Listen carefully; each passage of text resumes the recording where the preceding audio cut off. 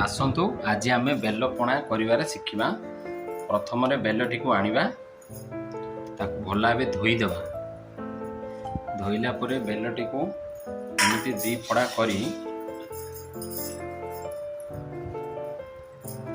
गोटे दस्तार भीतर रस गुड़ा को चामच रे बाहर कर सबुड़ा पकड़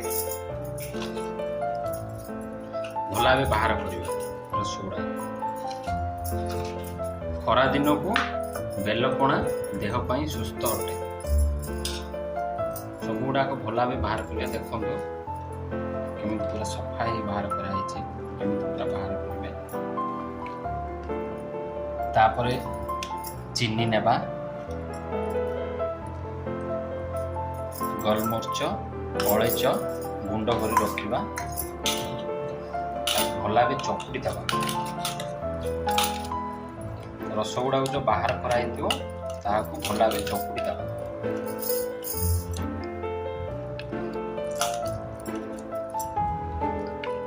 भल भाव चकुटी देवे। से छोट छोट मंजी गुड़ाक थी से मंजी गुड़ा बाहर करदे। छोट छोट मंजी गुड़ाक थी देखो मंजी गुड़ा बाहर करदे।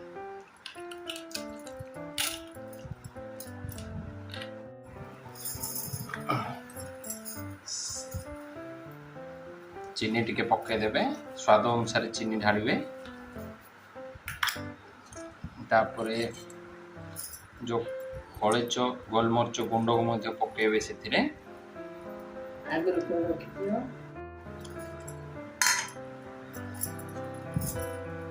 भल भाव गोलाई देवे। एबे देखंतु तैयारी हो गला आम बेल पणा।